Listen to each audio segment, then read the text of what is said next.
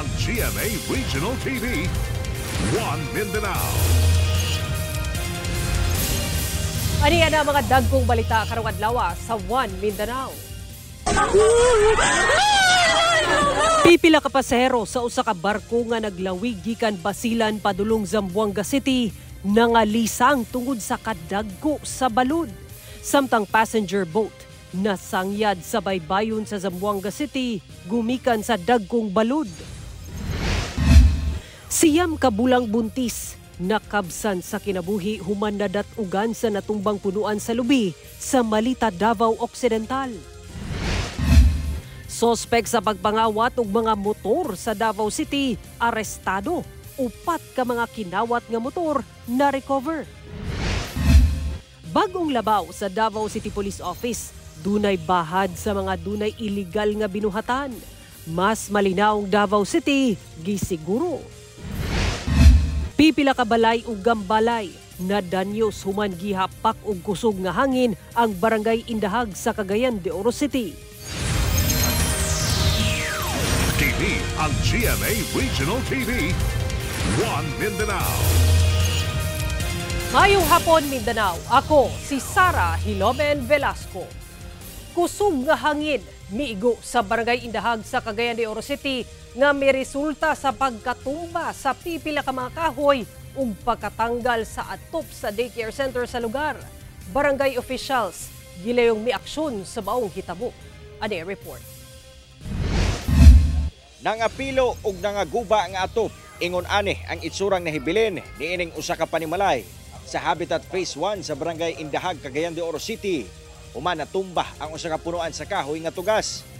Kini gumikan sa paghapak sa kusog nga hangin nga daw alimpulos adlong Miyerkules pasado las 5 sa hapon sumala sa mga residente. Ang tagbalay nga si Jade Estanyo hilabihan ang kakurat diyang kalit milagubo ang atop sa ilang balay. Kilaburo ng pagman ako og lutos panyapon. Pero nga buwan kahoy na rin ako nakita din dia. Nagko kayo. Nangabali ang mga kahoy dia. Atol sa hitabo, nadanyo sab ang atop sa usa ka parlor shop sa Habitat Phase 2. Human nga natumbahan sab og punuan sa nangka. Kalit na mga itong gawas ng hangin, kusog kayo. Kanang alimpulos bang hangin. Ang alimpulos mo muro siya o kanang mutuyok-tuyok. Yang maagian lagi niya mo na mga di mga tangtang ang atop. Unya mga balik yung nga samaan ni. Yang naagian ni. Unya apil tong eskwelahan dito sa Pikas. Nadanyo sab ang atop sa daycare center. Human kini nangalangkat busa gimando ni Indahag Kapitan Marlon Bungay nga pabutangan gilayon og bagong atop ang daycare center aron dili mabalda ang klase sa mga bata. Nadanyo sab ang kisamay sa mong classroom. Human nga nakalusot ang tubig gikan sa ulan resulta sa pagkaguba sa atop. Amon tiwason karon. Nakita naman ninyo nga nay bago nga sin mo na among giaksyonan tungod sa dunay klase sa matag adlaw sa daycare center. Muna kami din sa barangay ning kamot kid nga matabangan dito ang nga problema sa katawan ni sa barangay Indahag. Gawa sa danyo sa mga gambalay, swerteng walay naangol o nasamdan sa hitabo. Padayon ang assessment sa barangay sa kinatibuk ang danyo sa mong hitabo. Ginaberipika pasab sa pag-asa kung alimpulos bagayod ang miigo sa mga apektadong lugar. Apan daan ang ipasidaan sa pag-asa nga habagat ang nakaapekto sa Mindanao nga mas gipakusog sa bagyong Krising. Kauban si Jaybert Pairat, Cyril Chavez. One Mindanao. Atong sayro ng dugang pang mga balita sa Mindanao. Makabanato si Cyril Chavez live sa Cagayan de Oro City. Cyril. Salamat Sara. Pipila ka mga pasahero sa usa ka barko nga naglawig gikan Basilan padulong Zamboanga City ang nangalisang tungod sa kadagko sa balod. Samtang duna say ubang barko ang nasangyad. Samtang usa ka landslide natala sa Zamboanga del Norte. Ang detalye sa report ni Efren Mamak. Nangalisang kini mga pasahero nga sakay sa usa ka passenger boat nga naglawig gikan Isabela City, Basilan padulong Zamboanga City banda 10:30 sa buntag adlawng Huwebes. Kini gumikan kuno sa nabating kahadlok diyang gihapak og mga dagkong balod ang maong barko dala sa kusog nga hangin nga giubanan sa pag-ulan. Gani ang uban kanila nagsuot na og life vest. Hinuon matud sa uploader, malampusong nakadak ang maong barko banda alas 2 sa hapon sa Zamboanga City human normal na ang balod sa kadagatan. Samtang dunasay usa ka passenger boat ang nasangyad sa baybayon sa Artilim Boulevard sa samang syudad. Gituho ang dala kini sa kusog nga hapak sa dagkong balod ug hangin. Gilayon matud pa kining girespondihan sa Philippine Coast Guard. Ginasuta pa kung duna ba kini mga sakay lakip kung asa kini nagikan. Kusog nga hangin ug ulan sab ang miguba ni ining pipila ka mga stall sa Paseo del Mar sa barangay Rio Hondo sa Zamboanga City nga usa ka tourist spot sa syudad. Butang nga nakaapekto sa panginabuhian sa mga negosyante. Ginasuta pa ang kinadibuk-ang danyo sa mga istrukturang nangaguba. Atol sa hitabo, dunasay pipila ka punuan sa kahoy ang nangatumbas sa kadalanan sama sa barangay Lunsuran. Hinuon gilayong nagpaygayon o clearing operation ang mga personahe sa maong barangay. Sa tala sa CDRRMO Zamboanga City, miabot sa 220 ka magbanay gikan sa 12 ka barangay ang apektado sa pagdaot sa panahon. Sagad kanila, apektado sa storm surge. Kinihuman na danyos ang ilang Pinoy-anan, gumikan sa nangatumbang nga mga punuan sa kahoy, pagbaha ug kusog nga hangin. Gilayon kining hitagan og hinabang sa LGU. See to it that appropriate responses are given to the residents affected. Samtang sa Siocon, Zamboanga del Norte, nababagan sab sa midahiling yuta kining usa ka dalan sa Purok Sapa Bayol, Barangay Malambuhangin, gumikan sa sagunsong pag-ulan banda alas 5 sa hapon adlang Huwebes. Gani dunay usa ka residente ang misuway sa pagpamunit sa mga dagkong bato nga mibabag sa dalan. Apan taod-taod, mihawa kini gumikan sa hulga nga basig duna pay modahili nga yuta. Hinuon nagpaygayon og clearing operation ang otoridad sa lugar. Matud sa Pag-asa, ang pagdaot sa panahon sa Mindanao epekto sa habagat nga gipakusog sa bagyong Krising. Kauban si Gary Balantay ug Bong Vicencio, Efren Mamak. 1 Mindanao. Mukabat sa 17 ka magbanay sa Tarragona, Davao Oriental ang gipahiklin tungod sa pagliki sa yuta duol sa kabalayan sa mga apektadong magbanay. Sa impormasyong nakuha sa GMA Super Radio Davao sa Provincial Government of Davao Oriental, 11 ka magbanay sa Purok Al-Rakma sa Barangay Kabagayan ang unang gipahiklin tungod sa peligro. Samtang 6 ka magbanay sab ang gipahiklin gikan sa Barangay Tumuawong kini tungod sa pagpangliki ug pagkakankan ingon man paglihok sa yuta ilalom sa konkretong kalsada. Dunay gipahimutang nga mga tent duol sa Barangay Hall aron kapunduhan sa mga apektadong pamilya. Base sa Joint Geohazard Assessment sa PDRRMO, MGB-11, Provincial Engineering Office ug MDRRMO, gideklarang high risk sa pagdahili sa yuta ug pagkahugmak ang lugar nga epekto sa walay huno nga pag-ulan sa unang semana karong bulana. Gimando usab ang istriktong pagmonitor sa kahintang sa lugar alang sa paspas nga pag-aksyon panahon sa emerhensiya. Hinuon na gihatag nga tabang ang provincial government ngadto sa mga apektadong residente. Buntis nga mga nakay na natumbahan ug punuan sa lubi sa Malita, Davao Occidental. Subo pamalandungon, nakabsan sa iyang kinabuhi ang biktima ug ang gisabak niini. Anay report ni Argil Relator. Gilayong girespondihan sa MDRMO Malita ug gidala sa Malita District Hospital ang usa ka 23 anyos nga buntis. Humanidat ugan sa natumbang punuan sa lubi sa Sitio Talaod, Barangay Ticolon, Malita, Huwebes sa Udto. Sa pagpanubay sa MDRMO responder, nagbaktas pa uli sa ilang balay. Gikan ang labas sa balon dool sa lugar ang 9 ka bulan nga buntis. Dihang pag-agi niya, kalit lang natumba ang lubi, punting kaniya. Dili man kay hangin, sir. Hindi niya to siya na lubi, sir. Kung tagkas kayo na buwan, tagkas kayo na lubi. Then, kato na kuhan sa area is isa lang sa isa ka kuhanan dito, sir. Isa ka punuan, sir. Wala din nakasangit siya, sir. Huwag nahawan nito na bita, dito ba? Dito, direct din siya, dito na bagkaigo. Wala din nasangit ba? Nakaiagom ang biktima og bali sa iyang mga braso ug batiis. Dunasay severe fracture sa iyang skull. Subo o malandungon, nakabsan sa iyang kinabuhi ang buntis, lakip ang iyang gisabak. Duna sa matud pay iro nga naigo ug namatay pod. Ginakuhaan pa sa GMA Regional TV ug pahayag ang kabanay sa biktima. Sumala sa Malita PNP, disgrasya ang nahitabo. Busa, gipahimangnuan nila ang mga residente nga likayan ang pag-agi duol sa mga dagkong punuan sa kahoy. Ako si Argil Relator. 1 Mindanao. Pipila ka mga residente sa barangay Pamukutan sa Zamboanga City ang midiskarte na lang og pagpasakay og improvised salbabida sa mga residente nga mutabok sa sapa. Kinihuman, wala gihapoy tulay sa lugar nga naguba 7 ka tuig na ang milabay. Aniya ang balitang barangay ni Efren Mamak.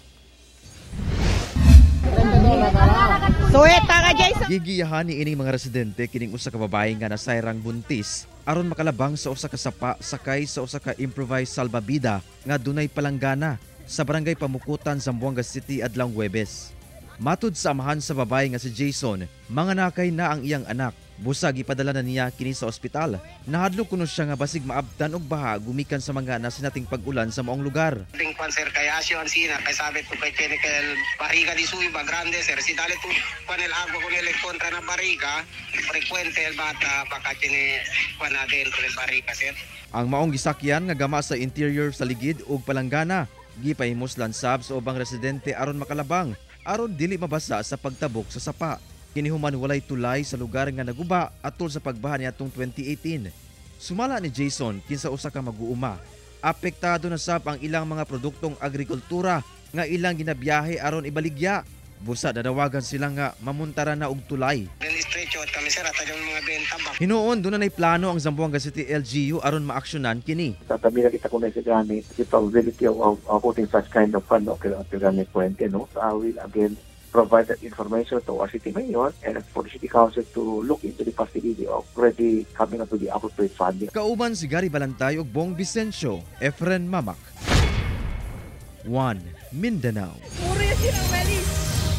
Sa paglingkod sa katungdanan sa bagong acting city director sa Davao City Police Office, doon na siya'y bahad ngadto sa mga dunay illegal nga binuhatan sa syudad.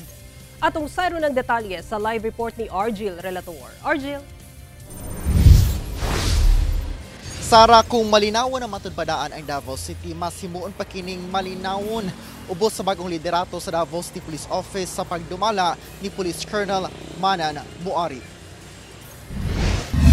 Kung meron mang activities pang illegal dyan, di tumigil sila, gawin nila. Or kung hindi sila titigil, pwede muna silang pansamantalang umalis ng Davao City. Kini ang bahad sa bagong acting city director sa Davao City Police Office nga si Police Colonel Manan Muari sa mga nagahimo og illegal nga aktibidad sa syudad. Isip labaw karon sa DCPO. Target niya nga mas mahimong malinawon pa ang Davao City. Naging station commander na rin tayo ng Manila City noon. Kung i-compare ko, malayong malayo ang baba ng krimen dito. Kung akong tatanungin nyo, sanay ako sa lugar na very mataas ang crime noon, di ba? At inayos ko yung crime ng mataas na crime noon, yung assignment ko. Huwebes sa buntag, gihanggilusad ni Colonel Muarip ang iyang 11 command conference sa DCPO. Lakip sa marching orders niya sa station commanders. Sigurohon nga dedicated o disiplinado ang mga personahe o dunay kakayahan sa pagtuman sa ilang mandato isip public servants og tutukan sa matag istasyon ang mga operasyon sa pagbatok sa kriminalidad o illegal nga droga. Deployment nila must be addressed based dun sa ating crime-prone areas, crime-prone R, upang magamit natin, masustain, mamanage natin maayos yung kapulisan natin base dun sa tamang strength nila versus dun sa laki ng AOR nila. Salig si Colonel Muarip nga matuman sa DCPO ang saktong crime prevention o response. Labi na nga wala siya nakita nga kakulangan sa logistics. Labi na sa mga police mobile kay well provided matud pa sa City Government of Davao. Very much supported siya, merong driver, meron siyang angkop na gasolina. So in terms of mobility and personnel, andyan ng present siya. Kumpleto nga yung ating logistika. May marami tayong sasakyan, marami tayong tao in terms dun sa ating police auxiliary na malaking tulong. Sara, nagpa-schedule na matod pa si Colonel Muarip aron nga makigtagbo kay Acting Mayor Baste Duterte sang litang tuo siya nga dakong tabang ang kolaborasyon between City Government of Davao ug DCPO. Sara. Okay, daghang salamat, Argil Relator. TV ang GMA Regional TV. 1 Mindanao.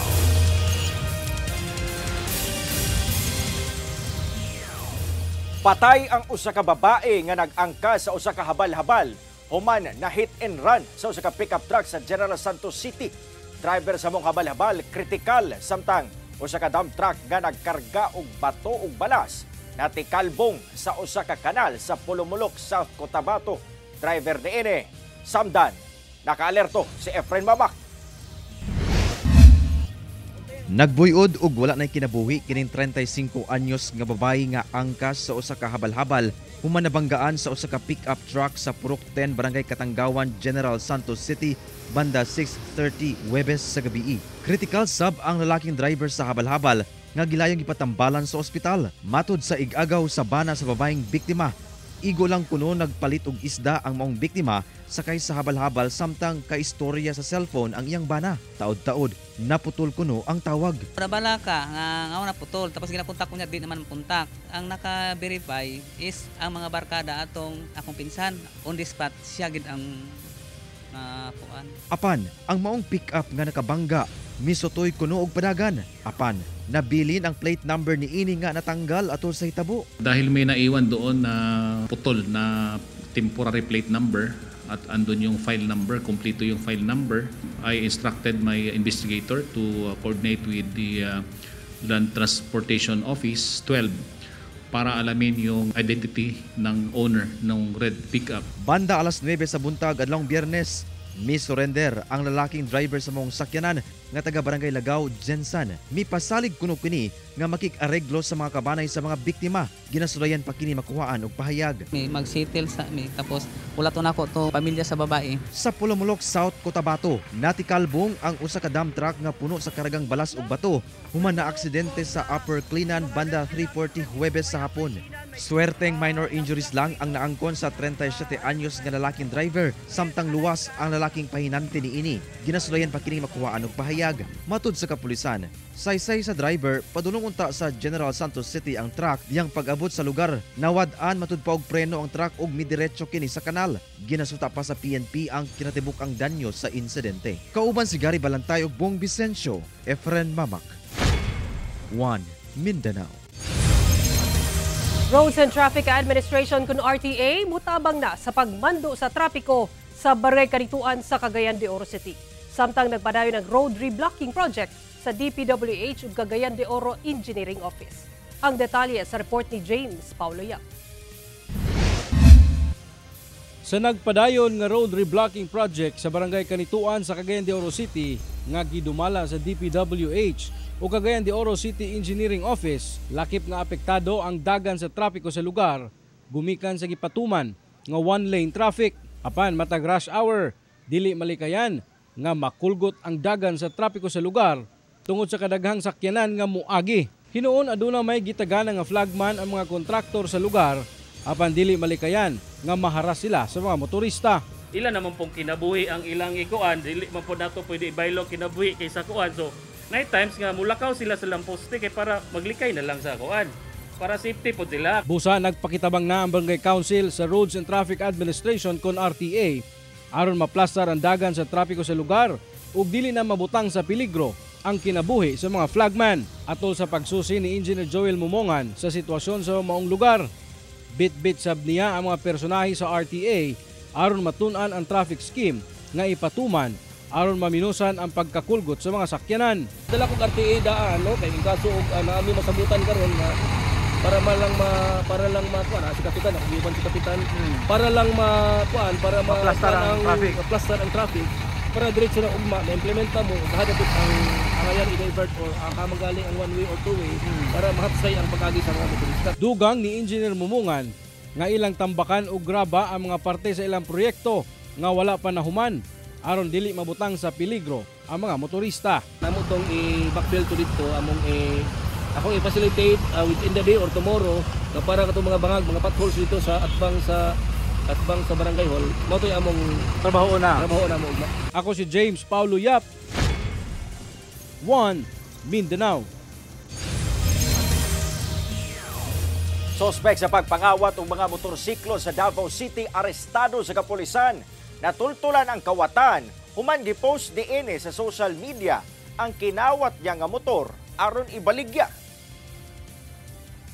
Naaresto sa gilusad gahapon sa operation sa kapulisan ang 40 anyos nga lalaking sospek. Huwebes sa gabi sa barangay Kabantian. Kini human nakitang gipost sa sospek sa social media aron ibaligya ang gikawat niya nga motor sa Bangkal area. Malampusong na-recover ang mga motorsiklo. Gitugan sab sa sospek nga duna pa say tulo ka mga kinawat nga motor kaniadto o gitago sa Tibungco area. 4 ka motorsiklo ang suma total nga na-recover sa kapulisan. Iagi kini sa verification, una ay uli sa mga tag-iya. Kasong carnapping ang atubangon sa sospek nga walay pahayag. Patay ang usa ka rider humanabangga ang gimanehong motor sa usa ka dump truck sa Tagum City. Sa impormasyong nakuha sa GMA Super Radio Davao sa Tagum City Police, gikan sa sentrong bahin sa Tagum City ang rider ug ang dump truck ug gilatas ang susamang direksyon paingon sa Asunsyon. Apan pag-abot sa Purok Magtalisay, Barangay Mangkilam sa Tagum City, misulay matud pa og overtake ang rider ngadto sa dump truck apan nabangga kini sa likod nga bahin sa dump truck ug napasok sa ilalom. Tungod sa kakusog sa impact, dead on the spot ang 27 anyos nga lalaking rider nga taga Mako, Davao de Oro. Nakakustudiya na sa Tagum City Police Station ang 45 anyos nga lalaking driver sa truck. Samtang gi-turnover na ngadto sa Kabanay ang patayng lawas sa biktima. Wala na mihatag og pahayag ang driver sa dump truck. Ginasulayan pa sa GMA Regional TV 1 Mindanao nga makuhaan og pahayag ang pamilya sa biktima. 2 ka 18 anyos nga lalaki ang gidakop human giingong misukol sa miresponding kapulisan diyang nagbugna matud pa og kagubot sa usa ka kan-anan sa Iligan City. Sumala sa kapulisan, nakadawat sila og tawag nga dunay kagubot sa usa ka kan-anan sa barangay Palao sa Iligan City pasado alas 5 Martes sa hapon. Diyang miresponde na abtan sa kapulisan ang 2 ka 18 anyos nga lalaki nga mga residente sa barangay Mahayahay sa syudad nga nanakit og laing lalaki sa wala pa masutang hinungdan. Giuwang sila sa kapulisan apan misukol matud pa kanila mga sospek nga giingong lango sa ilim nung makahubog. Busa gidakop ang mga sospek. Gikustodiya na sila sa Police Station 5 samtang giandam ang tukmang kaso batok kanila. Ginakuhaan pa sila og pahayag. Giaghat karon sa Davao Citywide Federation of Persons with Disability kon PWD ang ilang mga membro nga i-report sa ilang buhatan ang masinating mga diskriminasyon. Aminado ang federasyon sa mga PWD sa Davao City nga daghan paghihapong diskriminasyon ang nasinati sa mga PWD. Sama na lamang sa mga establishment nga walay access alang sa mga PWD. Ana sabang diskriminasyon sa PWD nga dili pasakyon sa ubang driver sa mga pampublikong transport services. Nagpasidaan ang PWD Federation nga dunay penalty ang mapamatud-ang naga-discriminate sa mga PWD. Gani ang first offense ana sa 50,000 pesos ang multa ngadto na sa 100,000 pesos. Sa second offense ug third offense nga 150,000 pesos ang penalty. Mao nga giaghat nila mga sa PWD nga ginadaog-daog i-report kini sa ilang buhatan aron maaksyonan. TV ang GMA Regional TV 1 Mindanao. Gilaraw sa Davao City Council nga pahugtan ang koleksyon sa buhis sa operasyon sa mga sabong sa syudad. Sa impormasyon nakuha sa GMA Super Radio Davao, sumala ni Councilor Danny Dayang Hirang, chairperson sa Committee on Games and Amusement sa Konseho nga dunay mga higayon nga ubos ang makolektang buhis sa lokal nga panggamhanan gikan sa operasyon sa mga sabungan tungod sa dili saktong deklarasyon sa mga sabungero bahin sa ilang patad. Dugang ni Dayang Hirang nga dunay tulo ka hugna sa pagbuhis sa sabong, lakip ang permit, entrance fee ug ang 1% sa matag patad sa sultada. Apan suliran matud pa ang dili pagkamatinud-anon sa pipila ka sultada. Gilaraw ang pagpanday ug ordinansa nga magpastrikto sa pagmonitor sa buhis gikan sa mga aktibidad. Ilabi na gadak usab ang revenue nga makuha gikan ini panahon nga dunay dagkong kasaulugan sa dakbayan sama sa Kadayawan Festival ug Araw ng Davao. Usa ka mekaniko ang gipusil patay sa Valencia City sa Bukidnon. Daghang anggulo ang ginalantaw sa kapulisan sa kamatayon sa biktima. Dead on arrival sa ospital ang 30 anyos nga lalaking residente sa San Fernando, Bukidnon, human kalit gipusil pasado alas 8 sa gabi niadtong Domingo sa Purok 1A Barangay Batangan sa Valencia City, Bukidnon.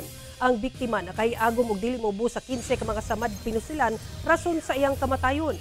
Matud sa Bukidnon PNP nga posibleng kailar sa biktima ang sospek nga mihimo sa krimen. Human nga nakig-istorya pa kini kaniya, uban ang menor de edad nga uyab-uyab kuno sa biktima una ang pagpamusil. Human ang krimen paspas nga misibat ang sospek sa wala matino nga direksyon. Daghang anggulo ang ginalantaw sa otoridad. Usa na dinhi ang pagkalamdigit sa illegal nga droga, third-party relationship ug uban pa. Alang sa mga kapusong Dabawenyo ug Tagumenyo, makilingaw sila PBB Collab Stars Josh Ford ug Charlie Fleming sa Kadagayaan Festival sa Tagum City karong Domingo, July 20. All the good vibes are coming your way mga kapuso, kay ready na makilingaw sila PBB Collab Third Big Placer Charlie Fleming ug PBB Alumnus ug Maka Star Josh Ford. Kini ato sa Kapuso mo show kung asa maki-celebrate sila sa Kadagayaan Festival 2025 sa Tagum City. Ipaygayan kini sa Gaisano Mall of Tagum karong Domingo, July 20 sa alas 4 sa hapon. Kita-kits mga kapuso!